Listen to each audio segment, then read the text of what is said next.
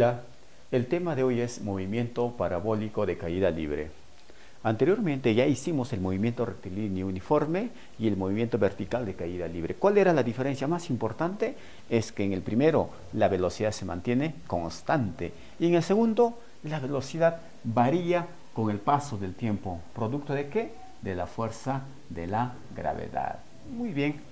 Veamos cómo es el movimiento parabólico de caída libre. Tenemos una velocidad inicial para una bola y su ángulo de 37 grados. Entonces, sufre un movimiento curvo o un movimiento con trayecto parabólico. ¿Producto de qué es eso? Producto de la gravedad. La Tierra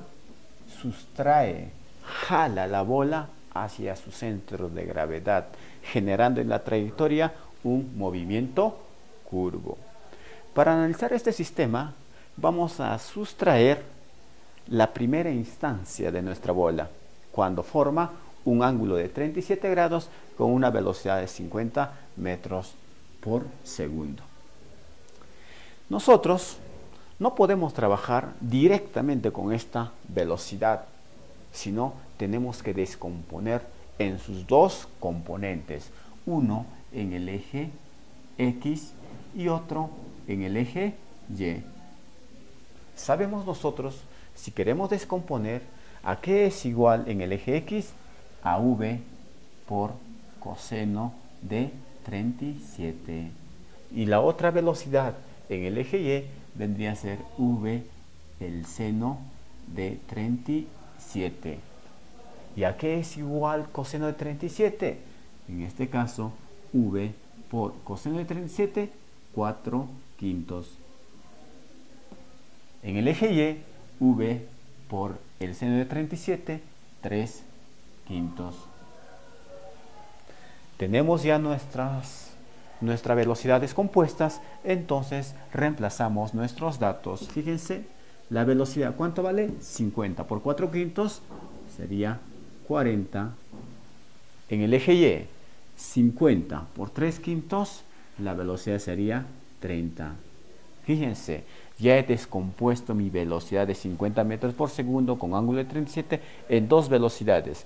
Uno en el eje Y a 30 metros por segundo y en el eje X a 40 metros por segundo. Y estos valores los trasladamos aquí. 40 metros por segundo en el eje X. Y estos valores no cambian con el paso del tiempo. Desde el punto inicial hasta el punto final se mantiene. Y en el eje Y, 30 metros por segundo. Producto de la gravedad que va a 10 metros por segundo al cuadrado, va a disminuir su velocidad. Pasado un segundo, tendrá 20 metros por segundo. Pasado uno más, 10. Pasado uno más, llegará al punto máximo donde su velocidad final es 0. Y es a partir de ahí que empieza a descender. ¿Con qué velocidad? En el mismo punto será a 10 metros por segundo. En el mismo punto será 20. Y finalmente con la velocidad de 30 metros por segundo. Ya tenemos los valores de nuestra velocidad. Tenemos también que entender en una trayectoria curvilínea o parabólica tiene una altura máxima. Y esta se da cuando la velocidad es 0 en el eje Y. Y también un alcance máximo en el eje X. Veamos un ejemplo. Nos piden hallar el alcance máximo para este problema. ¿A qué es igual? El alcance está en el eje X, entonces utilizo el movimiento rectilíneo uniforme. Espacio es igual a la velocidad por tiempo. ¿Cuánto es la velocidad en el eje X? Siempre es 40. Será 40 por el tiempo. ¿Cuántos segundos? 1, 2, 3, 4, 5, 6 segundos.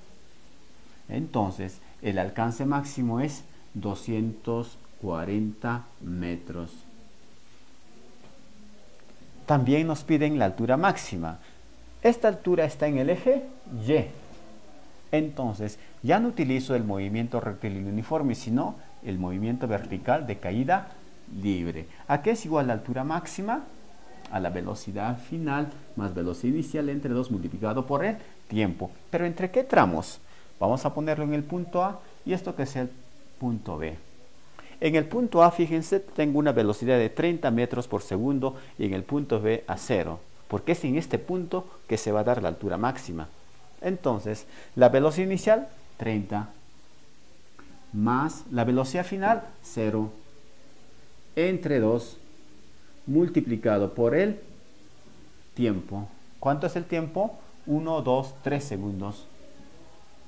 Y esto va a ser igual a 30 entre 2, 15 por 3, a 45 metros de altura.